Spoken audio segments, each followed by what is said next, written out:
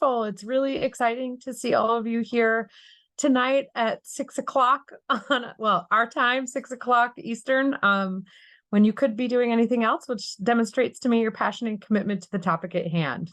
I'm very excited to introduce Elizabeth Bechard, who is with us tonight for our Zoom session on parenting and climate change, how parents can support their children and themselves in a warming world. Elizabeth Bechard is a Senior Policy Analyst for Moms Clean Air Force, where she leads moms' work at the intersection of climate change and mental health. Before working on climate change, she spent a decade working as a health coach and clinical research coordinator at Duke Integrative Medicine. Her area of focus included studies on coaching for behavior change, expressive writing for trauma resilience, and mindfulness-based stress reduction. She became passionate about the intersection between climate change and family resilience after becoming a mother. She is also the author of Parenting and Climate Change, Tools for Cultivating Resilience, Taking Action and Practicing Hope in the Face of Climate Change. And I'm going to just plug her book right here in the chat. So if you want to take a peek, please do. And she will be giving us a talk here tonight.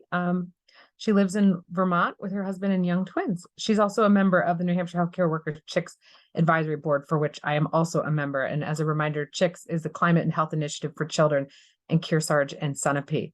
So I'd like to extend a warm welcome to you, Elizabeth. She has asked that questions be paused until the end. And so I'll be keeping track of the meeting chat, for which we will then enter into the dialogue session portion of the session. So thank you so much, Elizabeth. Welcome. Thank you so much. I'm thrilled to be here, and I'm going to go ahead and share my screen. It's wonderful to see both new faces and familiar faces tonight. And as Jen said, I probably won't see your questions in the chat while I'm presenting. So if you could hold them for the end, that would be great. And Jen, if there's anything urgent during the chat, let me know verbally, because I probably won't see you. All right, so this is one of my favorite topics, this idea of parenting in a changing climate, and I'm so excited to be here with you to talk about this tonight. I want to kick off with a picture that is close to my heart. This is a photo of my twins when they were probably about 3 months old. They're 7 years old now. They were born in 2016. And this picture always makes me laugh. It's humorous. But when I look at this photo, I also remember what was going on in my life at that time as a new mom. So 2016 was a turbulent year in many ways, but it was also the year that I really became aware of climate change as someone, who'd been environmentally conscious for all of my life. Really, it really wasn't until becoming a parent that this sort of threat of climate change became acutely worrisome to me. And so I look at this photo and it makes me smile, but I'm also remembering just the nights during that phase of my life when I would be up worrying about what kind of world I had brought my children into. And I wonder if some of you in the room might be able to relate to that feeling as well. And so I want to begin with a question for reflection for all of you.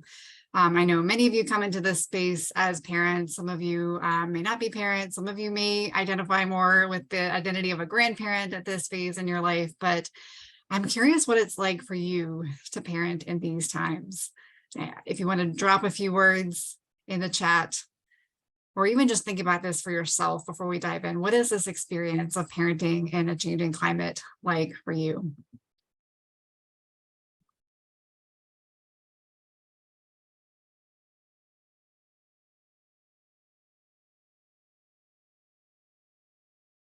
I see it uncertain in the chat. I can certainly relate to that. Terrifying, no good news, part joy, part terror. Yes, very much. Worries about the future, but also propelling into activism, guilt, honesty. Yes. So a wide range of experiences, and all of them, I think, emotionally intense. Right? It's an emotionally intense experience being a parent or anyone who loves children in this uncertain world. I want to ground and frame our conversation tonight through the lens of moral injury. And this may be a word that you've heard before in other contexts, such as the context of veterans who have come back from combat, or even healthcare workers often experience moral injury. But moral injury is this experience of psychological harm resulting from witnessing or engaging in actions that violate an individual's core moral values or beliefs, or from betrayal by a trusted leader or authority. I first became aware of the use of this term moral injury in the context of climate change a couple of years ago. There was a paper that was published in The Lancet. I bet some of you probably saw it. It was a paper looking at the experiences of 10,000 young people around the world and how they were experiencing the impact of climate change on their mental health. And the study found that these young people were experiencing overwhelming emotions of distress related to climate change. And the authors of this paper found that the failure of governments to adequately address climate change and the impact on younger generations potentially constitutes moral injury. And I think this framing is really apt when we think about how children are disproportionately impacted by pretty much every impact of climate change. We know that they are disproportionately burdened by the health impacts of climate change, and we expect those to increase. Young people and children will be the ones carrying the burden of the economic and social costs of climate change into future generations. And so this idea of moral injury, I think, really captures the unfair and unjust burden that children and young people are having to carry. And about 2 years ago, I was in the process of trying to shift my own career towards climate change as a climate worried mother who really didn't know what else to do. And I went back to school to get my master's degree in public health and decided to do a master's project on climate change and parents' mental health. And so I did a literature review looking for any research I could find on how climate change is impacting parents' mental health. And what I found convinced me that parents are experiencing moral injury as well. And it's because climate change threatens parents' ability to fulfill their basic duties of care and protection. And so I wanted to share a little bit of the research or the themes that came up in my research with you tonight to help ground this discussion. One of the themes about moral injury that came up was that parents are worried about the future and worried that they will be unable to protect their children from future harm from climate impacts. There was a survey from, I believe it was a Stanford study on a Center on Early Childhood that came out in April, so very recently. Parents of young children from around the US finding that 78% expressed worry about climate change and the impact it might have on their children. That's a large percentage. Another paper that came out last year exploring eco-reproductive concerns, and those are concerns about what it means to have children in a time of environmental crisis, found that 96.5% of parents and climate-concerned potential parents reported an overwhelmingly negative expectation of a climate-changed future. It's a really striking statistic. Another sort of theme around moral injury that came up is that many parents, and I think all of us, right, are distressed by being unwillingly complicit in systems of harm, such as the fossil fuel infrastructure that makes pretty much every aspect of our, modern Western lifestyles possible. There's a quote from a paper on parents' experiences of climate change that really stood out to me, and it said, having to operate within the limitations of systemic affordances, parents act in ways that clash with their values or their thoughts on what are the right ways of acting. This creates a sense of compromised integrity and gives way to feelings of guilt toward their children, which in some cases inhibits their capacity to implement preparatory measures for their children's long-term resilience. And that really stood out to me because it sort of speaks to this reality that parents' emotional experience of climate change can actually, if not tended to, can actually get in the way of parents doing what we need and want to do to support our children in a changing climate. Here's another quote from a paper sort of speaking to this experience around how these everyday activities like driving a car can suddenly become extremely fraught with anxiety and worry and guilt. And something as fundamental to family life in so many places as driving a car for this to become a source of anxiety and the feeling that you're contributing to harm when you drive your child to the doctor or to the grocery store or to daycare, that's a really profound moral injury, I believe. Another key theme that I imagine probably many of you can relate to on some level is that parents find talking with about climate change with children challenging. It's one of the sort of tasks of parenting in a changing climate that parents find difficult. There was a survey from Bechard et al. That found that nearly half of parents felt worried that they would only exacerbate their children's distress about climate change by talking about it. And another survey found that 40% of parents identified their own emotional distress about climate change as a perceived barrier to family communication about the topic. So again, highlighting this idea that, we often sort of come into this sort of space of wanting to support our kids and overlook parents' emotions. But parents' emotions are actually really important in this picture of what it means to support our children and have resilient families. Because if we don't tend to parents' emotions, these emotions of distress that we're feeling can actually become a barrier to doing the things that we need and want to do to support our children. And this is a quote that I think captures pretty perfectly the experience of being a parent in these times. And it says, parents are left to walk a tightrope between being honest and being comforting, between empowering their kids and weighing them down with the responsibility of saving the world. And I know that I feel like I'm on that tightrope, I think, every day. And I wonder if some of you in this space may feel like you're on that tightrope as well. Another key theme that came up in my thesis research was that climate change is one of many frightening risks that parents are facing. So when parents are worried about climate change, they are not just worried about climate change. They are worried about a number of other sort of competing and intersecting threats as well. And just as the impact of climate change is not distributed equally among different communities, there are many inequities and climate injustices that we are facing. The competing threats that parents face are also not distributed evenly. There are also profound inequities at play here.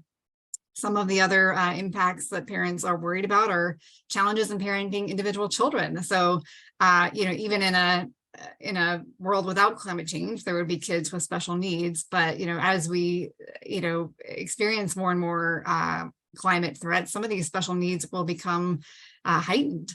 I think, for example, of some of my coworkers at Mom's Clean Air Force, many of whom live in areas that are profoundly affected by air pollution and have children with asthma who struggle to breathe when the air quality outside is poor. And we know, for example, that climate change is making air quality worse in a number of ways. So these sort of individual family needs and challenges are likely to escalate in a changing climate. And then there's also these other intersecting threats that parents are worried about. And many of these other threats, for example, systemic racism, can be seen through the lens of moral injury as well.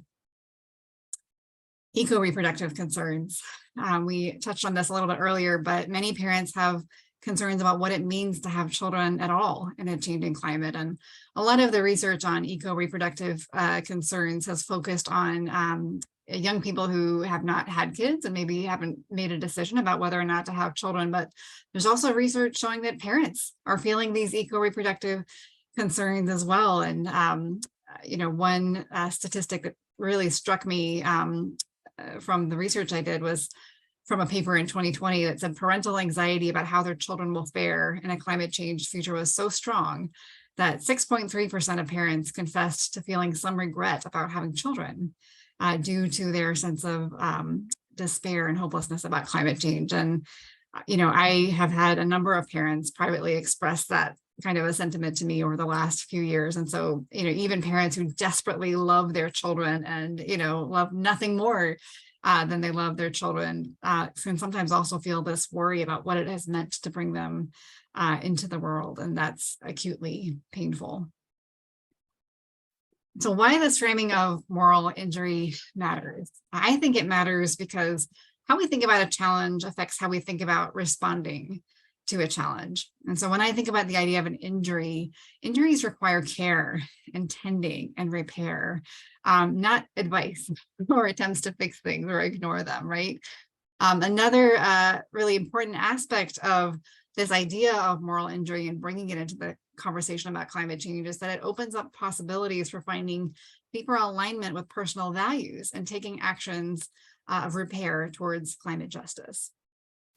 There's a really wonderful paper on climate change and moral injury and why this framing is useful that I'll share in the resources after this call. But I wanted to highlight a couple of quotes. I won't read both of them for the sake of time, but I wanted to highlight the one on the right, which says that individuals who realize that they have used more than their fair share of carbon-based energy, which is those of us in the global north, many of us with white bodies or socioeconomic privilege, might process their disproportionate advantages and contribution to environmental destruction through anxiety, guilt, or shame.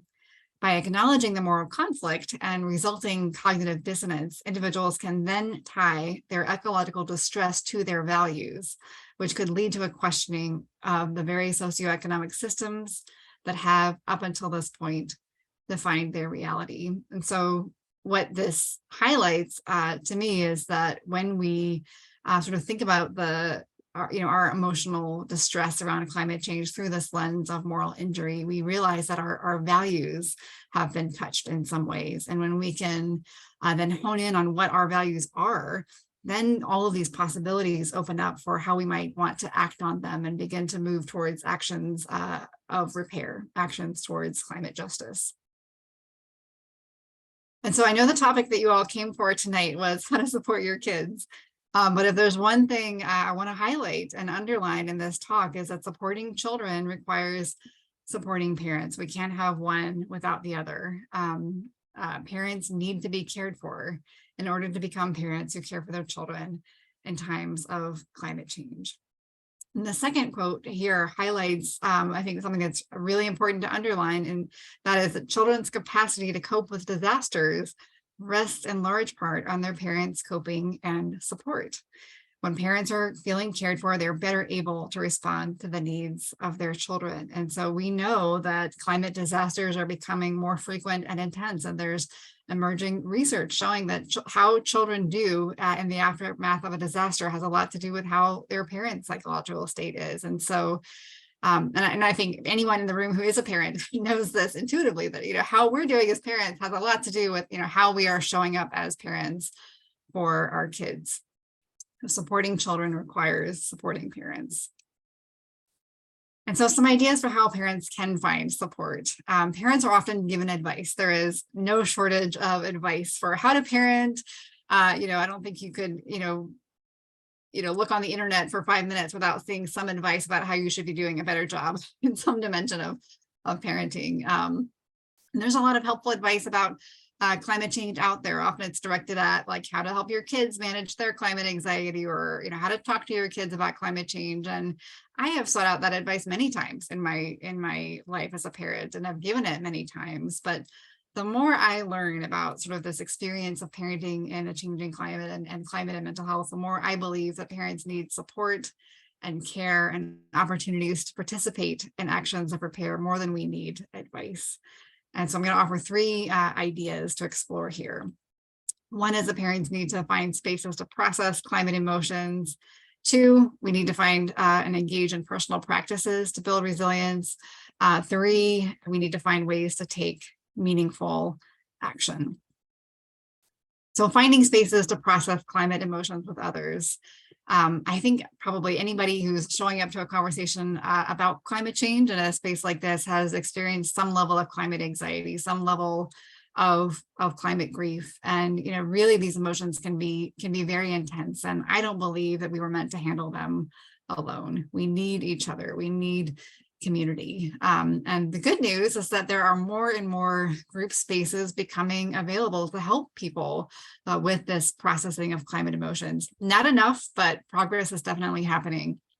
A few that I want to highlight are the Good Grief Network. I cannot recommend this organization highly enough. They offer 10-step programs to help people cultivate personal and community resilience in this time of climate change and other intersecting crises. And they sometimes offer groups for parents. They recently piloted a group aimed at teens.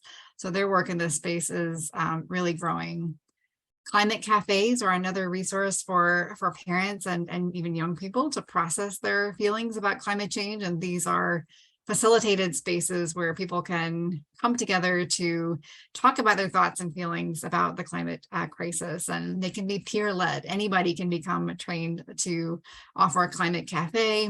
This image here on the left is from a climate cafe that was offered at the University of Vermont. I don't know exactly when it was, but these spaces are showing up on universities and really all over the place.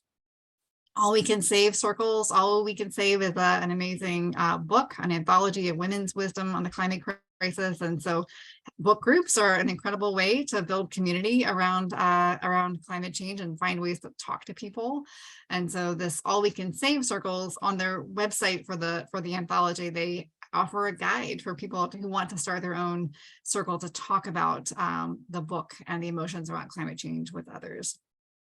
Talking about climate change with trusted loved ones is also really valuable. We know that there is research showing that the percentage of people who are worried about climate change is much, much higher than the percentage of people who are talking about climate change with any regularity. So in that gap between worrying about climate change and talking about climate change are people who feel isolated and alone. And so anytime that we can reach out to someone that we trust to talk about how we're feeling can help bridge that gap between sort of feeling worried and feeling alone.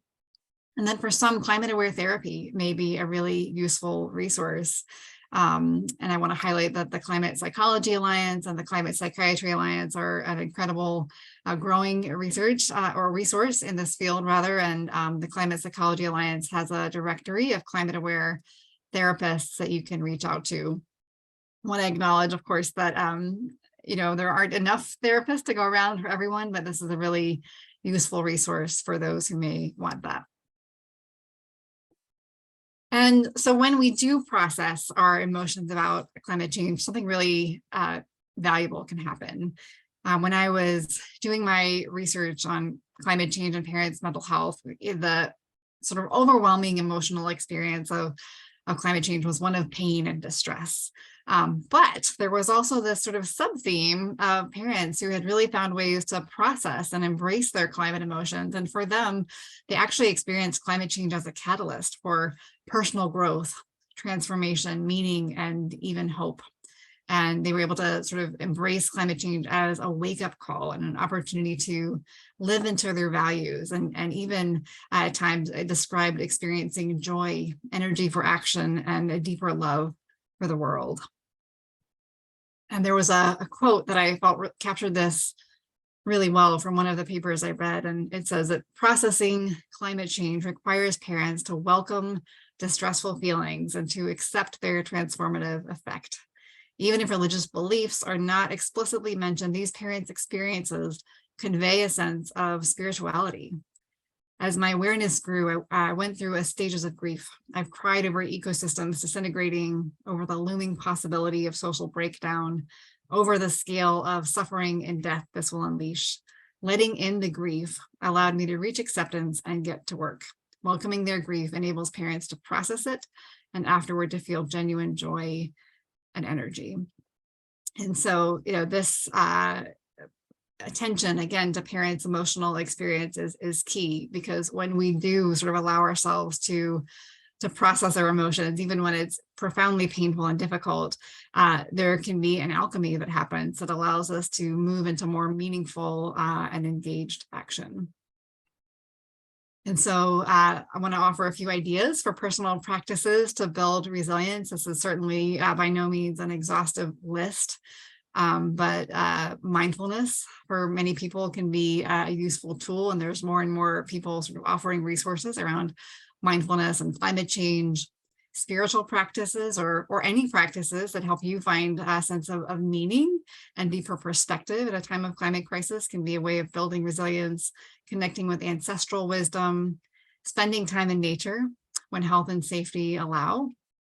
I want to acknowledge that health and safety do not always allow. And that is, I think, just something that's painful to acknowledge. I hear more and more frequently stories of people who want to be outside, but it's too hot or too smoky, or there's no access to green space. And so just acknowledging that access is not always there, but when it is, doing things that help us to connect with the natural world can be really resilience building.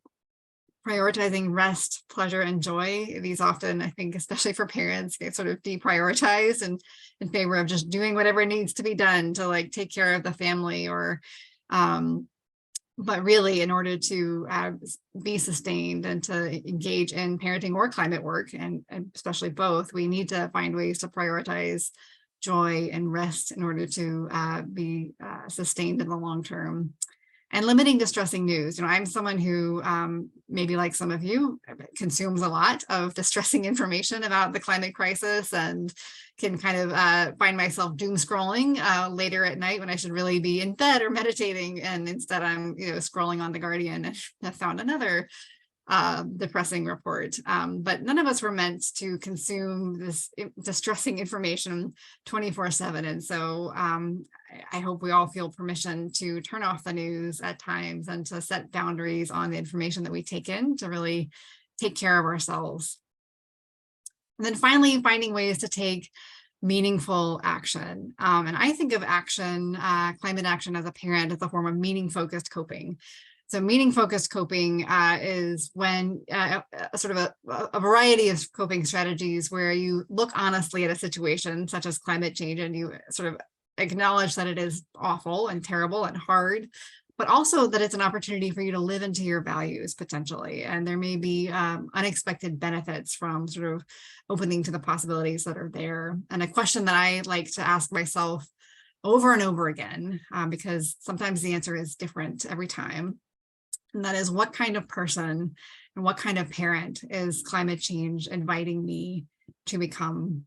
And I think that question always invites me to a deeper sense of meaning in my work, and allows me to shift my perspective when I may feel really down about the state of the world. We know that taking action with others is profoundly beneficial. There's research showing that collective action helps to buffer the impacts of climate anxiety. And so it can ease that sense of isolation that so many of us feel. One of the things that I have noticed is that when I have been in the past not connected to a whole climate community, I had this story of nobody's doing anything, not enough people are acting, nobody cares, because I wasn't hearing people talk about it or seeing people in my immediate life doing it. But as soon as I found a strong climate community, that story goes out the window when you are connected on a regular basis with people who are taking action. And some ideas for action: join a climate group. This photo is from my own organization, Moms Clean Air Force, which does an amazing job of offering parents and kids opportunities to find ways to act that are meaningful, family oriented, and make a difference. Talking about climate change with others is a really significant action. I'm imagining some of you have probably heard of Katharine Hayhoe and seen her wonderful TED Talk about why talking about climate change is the most important thing that you can do. And so even if it seems like an insignificant action, it's a great place to start. Talk about climate change with the people at your kids' school, or with people in a faith community that you belong to, or even family members. So spreading the idea and the social norm that it's okay to talk about climate change is valuable. Regularly contacting your representatives is another powerful way to take action. I remember when my kids were really young, one thing that I did was program my representative's numbers in my phone so that it was on speed dial. And so I would call on the weekends when I knew that the office would be closed, because I'm an introvert and sometimes don't like to talk to real life people. But when I would take my kids to the playground on the weekends, I would make a habit of calling my representatives and telling them that I wanted them to take climate action. And then taking climate action at home.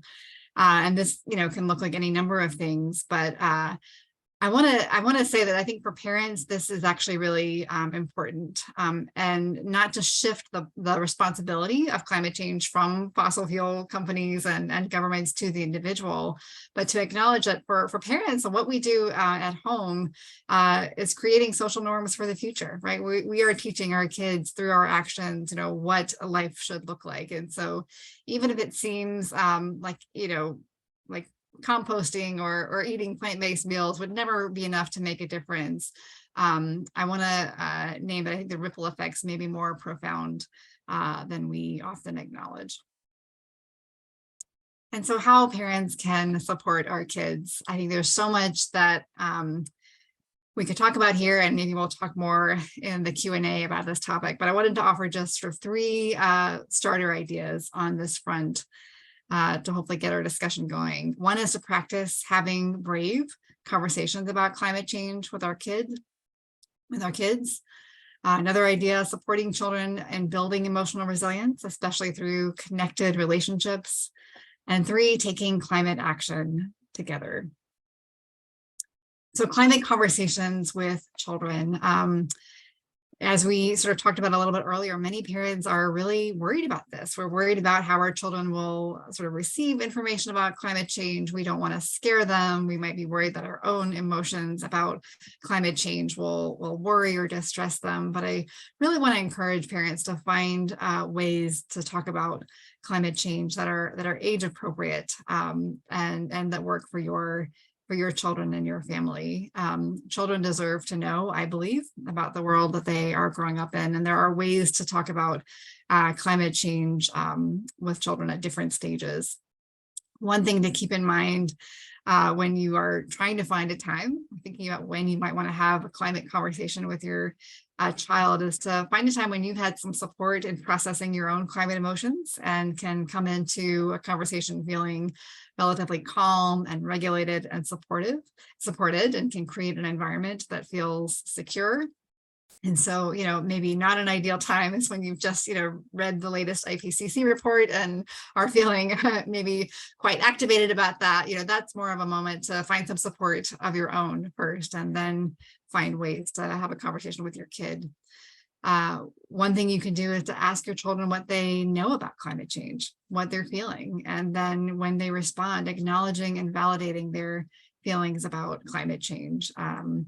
All emotions and feelings about climate change are valid. And one of the things that we don't want to do as parents is to tell our kids, oh, it'll be fine, or to try to sort of brush over these difficult feelings by trying to make it all okay for them.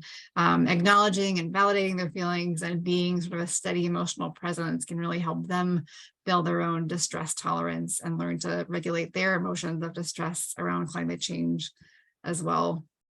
And then for younger kids, especially, using children's books as conversation starters can be a really useful strategy. This is something that I have been doing for a few years with my own kids. And I put a photo here of a book that I really, really like on climate emotions for kids, and it's called Coco's Fire. I would say probably for kids 5 and older, this is a great resource. And it talks about climate emotions in a way that's really accessible for kids. I believe it was written by some climate psychiatrists. Other ways to support children include helping them to build emotional resilience, focusing on connected parenting. And so I know each of you who comes into this space as a parent has your own parenting style and your own wisdom to tap into as a parent. But some of the models that I have found really helpful are the hand-in-hand model of parenting and Good Insights work on parenting in ways that focus on emotional connection and a really strong emotional relationship with our child. whenever possible, enjoying time in nature with our kids can be profoundly beneficial. We really want to cultivate a love for nature in our children from as early an age as possible. And the benefits of spending time in nature for people of all ages are profound. So even though acknowledging that it's not always possible due to inequitable access to green space and more extreme weather, when possible, enjoying time in nature can be really beneficial. Modeling healthy emotional regulation skills with your kids. This is easier said than done. And I find every day as a parent that this is easier said than done, but our efforts to try to model healthy emotional regulation skills with our children do not go wasted. They're not wasted. Our children are learning from us how to manage emotions of distress and how to cope with the challenges of life. And as we sort of, move into a world where there are going to be a lot of disruptions like climate disasters, helping our kids learn to become emotionally resilient by embodying that ourselves can be profoundly beneficial. And then for older kids, paying attention to the messages they're getting about climate change from the media or social media or from other sources.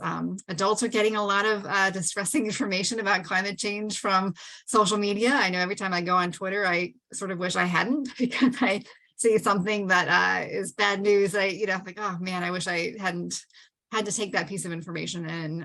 And for our older kids or teens, they're getting information of distress too, and might not have as much perspective on or ability to filter out these painful messages. So asking your kids what they are hearing about climate change from media or social media or school can be really important as well. And then taking climate action together is an incredibly powerful way to support our kids. Intergenerational climate action is powerful. This is a photo again from my organization, Moms Clean Air Force, of an event where parents and our staff and volunteers came with their own kids to create some climate art for that was related to a particular rulemaking with the Environmental Protection Agency. And so it was a way for kids to engage and have fun with creating something beautiful and meaningful, and also watching their parents and the grown-ups and their lives stand up for their future. And so really I can't encourage enough joining a climate group if you are a parent who wants to support your children, especially one that is family centered and can offer activities where parents and kids and aunties and uncles can engage together in climate action.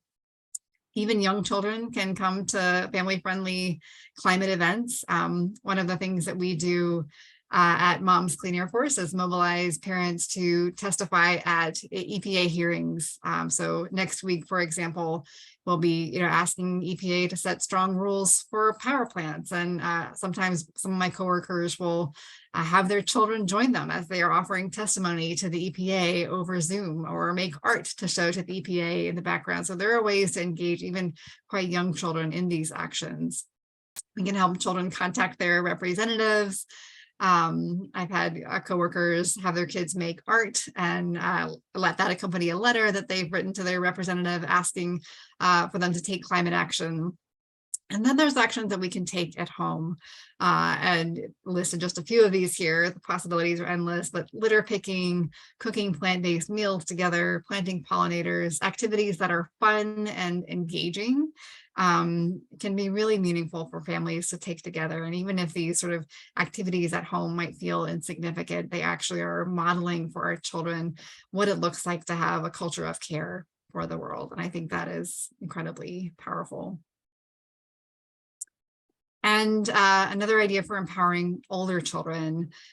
This photo was taken in March, I believe. Moms Clean Air Force joined Schools for Climate Action, which is an amazing organization with young people who care about climate change, that brought together high school students from all around the country to advocate for climate education and resources for climate change and youth mental health. And these young people had written 2 resolutions to Congress on their own. They're not old enough to vote, but they're writing government policy. And so with older kids, parents can support their incredible efforts for advocacy. And we were there as moms to support and amplify their message. And a number of the teens who were there told us how much it meant to have an older generation there supporting them. So I want to offer just one final quote before we shift into the Q&A. And this actually comes from an article I read from our sort of local publication here in Vermont last week. I was so excited to see it. And it was written by a woman who's a mom who was experiencing climate anxiety and went through a Good Grief Network group. That was the group I mentioned earlier, and found that it was incredibly powerful for her in managing her own climate distress and thinking about how she wanted to be a parent in these times. She says, it's not that kids won't experience distress. They will. They're living in the same world we are. They'll flip their lids. But after borrowing our calmness in the moment so many times, they'll learn to access their own over time. That's how working through our own climate anxiety can help our kids learn to manage their own. So I'm going to stop there. I see that there are questions in the chat that I have not looked at, but pause there and see what questions are arising. Well, thank you so much, Elizabeth. This is just fantastic, incredibly helpful and hopeful. I know one of the things that, someone said to me when I had my daughter Birdie, that having a child is really an act of hope because we are guaranteeing the future or hoping for the future. And so thank you so much for providing us with these tools and assessments for how to manage our own anxiety and when we're raising our children. So as I've been watching the chat, some folks were asking about your contact information. So I made sure to put the link to your website in there, which includes your contact information, along with posting the resources that you were naming throughout the presentation. You do have a couple of questions here on, there was a comment on some of the threats associated with weapons of mass destruction, nuclear, biological, and chemical. I don't know if you want to comment on that. Struggling to find that one. Can you read it for me? Yeah, sure. So it says another major threat still today is the use of weapons of mass destruction, nuclear and biological. And then Sally Kirshner notes that she's been having conversations about this and support for families at their congregational church, and other faith groups could be of support. But a question that was posed is from Reb McKenzie. He notes that he's a public health, he's working on a public health approach to building resilience in climate change and other toxic stressors and trauma. However, I'm finding that trying to collaborate with social service agencies that are doing similar work are siloed and find it too challenging to connect, perhaps protecting their funding sources. We need a systemic change in a public health approach. Do you have a suggestion about motivating appropriate agencies to connect with a systemic vision of a resilience building program? That's such a great question. I'm not sure I can give it a great answer, except to empathize with the problem. I think it is really challenging sometimes to motivate people to do to change the system, right? I also personally strongly believe that we need a public health approach to mental health. I think one thing I will offer that helps me, and probably isn't a great answer to your question, but is that sometimes we're closer to a tipping point than we think.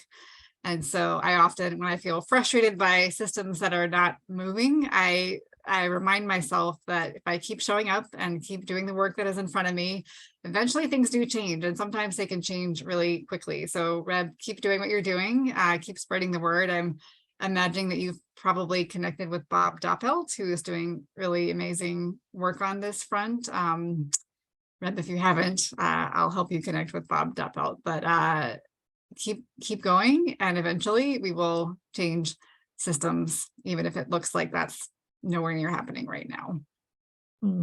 Well, thank you for that answer. So Bob Friedlander, I know you are familiar with, asks if you can comment from the literature and your own experiences on gender differences in parenting, processing feelings, speaking with children, coping, taking action, etc. Any thoughts about how to support for mom versus dads? And he wants to thank you on behalf of CHICS and the New Hampshire Healthcare Workers for Climate Action for this presentation.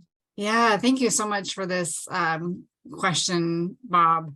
Yeah, there are gender differences. I think, the research is still emerging, so, but the general picture is that we can paint is that women tend to be more worried about climate change than men. The gender differences are a little bit less clear when we look at parents, but I think that also has to do with there's just not a whole lot of research on this topic of gender and parents and climate change. But overall, there's pretty strong research showing that women tend to be more concerned about climate change than men, more acutely worried. And there's, different theories about why that is, but I would imagine that at least one of them is that, women and children are more vulnerable to the impacts of climate change. We know that, there are gender disparities when it comes to climate impacts. And so when there's a climate disaster, for example, women are often the ones who are caring for children, right? And sort of know that that's the case. When, there are a number of climate risks related to pregnancy, right? So people who become pregnant may be more aware of the risks to their bodies, when it's too hot outside or if the air quality is bad. And so I think some of those sort of inequitably distributed risks related to gender may have something to do with these different levels of concern. In terms of taking action, I'm not aware of research on gender and climate activism. However, anecdotally, I can say that there do seem to be more women in the space. All of the sort of parent-focused climate organizations that I've been a part of have had, more people who identify as women involved. I remember reading a paper on parent climate activists in the UK. And the researcher was trying to have a balanced gender sample and actually found that quite difficult to do because there were so many more, women who were volunteering for the research. So it does seem like more women are engaged in climate action, although, again, I can't offer you solid evidence on that front. And then in terms of supporting moms versus dads, I mean, I think that's a great question. One of the pieces of this that I didn't go into detail in is that, we need policies in place that help parents care for themselves, right? We need good childcare. We need affordable childcare. We need parents not having to worry about putting food on their table. And so when you take a topic like childcare, for example, one way to support, women is to have better childcare policies because women are often the ones sort of inequitably burdened by having to, do that care work. So those are some ideas, but I welcome other ideas or other questions too. Oh, thank you, Elizabeth. So Maria Finnegan poses this question: what are some tips you have for engaging with other parents and encouraging them so that they can make a difference? So many parents are worried, but they are also jaded about the impact they can make. Yeah, I mean, I can so relate to that feeling because I think all of us probably who care about climate change have felt that like feeling of being jaded and wondering if anything that we do makes a difference. I would say one thing that's really key here is, again, finding other people to take action with. That feeling of jadedness to me is less when I am constantly surrounded by people who are taking action. And so, even though, I'm no less worried about climate change now than I was a few years ago, I'm also more hopeful at the same time as being worried because I'm constantly working with people who are doing things. And that is really, for me, an antidote to that feeling of being jaded. And so parents connecting with other parents who care is just a really powerful way to begin to sort of plant that seed that we can make a difference. Also, because when you're acting with other people, you see more people taking action. And when we're taking action together, it's really amplified.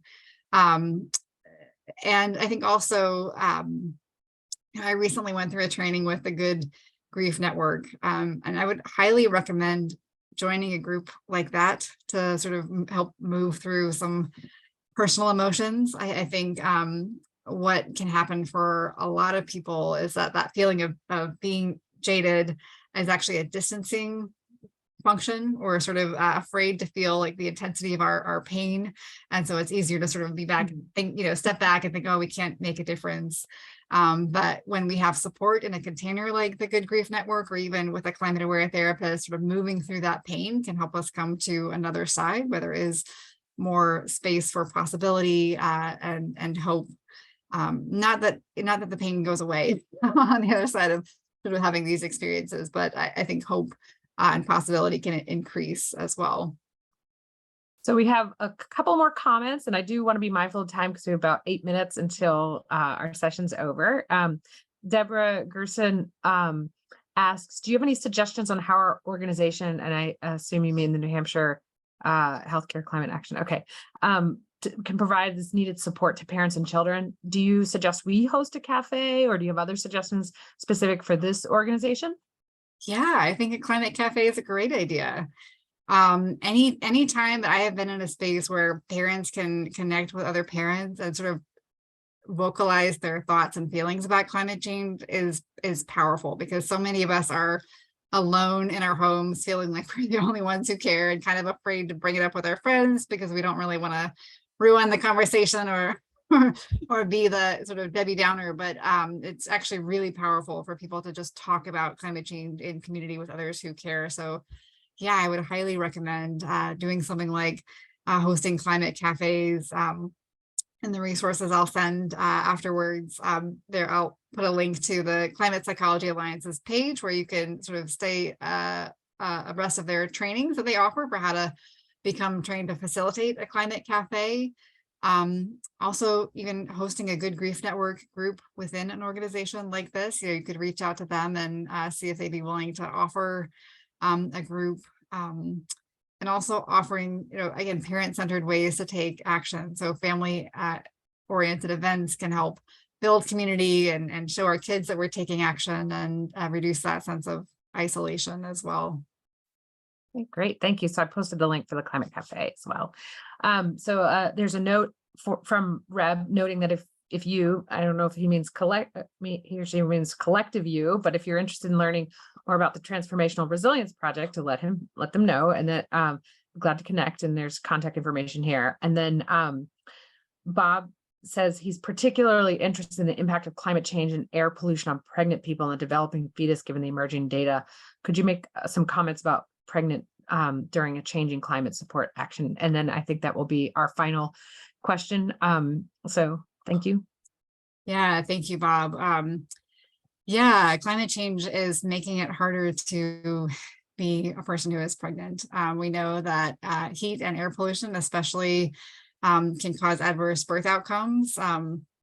Include a link in the resources to a research review paper on that, but we know that heat and air pollution can contribute to birth outcomes like preterm birth, low birth weight, and even stillbirth, which is, I think, one of the most heartbreaking things a family could experience. We know that these impacts are not distributed evenly.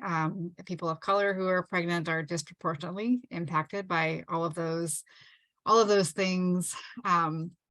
The stress of climate disasters during pregnancy is also really troubling. There's some research on, for example, on the outcomes for children whose mothers or pregnant parents were pregnant during Hurricane Sandy, and the stress of that experience had led to adverse outcomes in their children, months and I believe even years later. And I think there's research on that related to Hurricane Katrina as well. And so the experience of being pregnant during a disaster and the stress that can cause can also contribute to adverse birth outcomes. In terms of support and action, one thing that I've heard talked about is increasing doula support. Doulas are known to improve birth outcomes, especially in Black women of color, and are often more accessible than healthcare systems in times of crisis, or can be. I believe there's someone doing work on like emergency kits that doulas distribute during like emergency feeding kits that doula could distribute during a hurricane. I'll see if I can find information about that. But I think increasing support for doulas is maybe one of the most valuable actions that we can think about there, in addition to, of course, taking actions to mitigate heat and air pollution for affected communities. Yes, so Luis is asking if we'll get a PDF of Elizabeth's presentation. So Emily will be sending out a link to the recording of the presentation along with the slides. And of course, in the chat, I've provided a link to Elizabeth's webpage, which includes a blog and more resources available to you, and to reach out to her. Her contact information is listed on her website, and she will get back to you in a week or two. So just be patient. I want to say thank you so much, Elizabeth Bechard, for being here, for this wonderful presentation, for giving us a sense of hope and also a direction for collective action. I want to thank you all for attending, and we will see you soon. Thank you so much for having me. It's been great, and I hope to stay in touch with many of you. Thank you. Thank you all so much. Have a great rest of your night. You too. Thank you so much.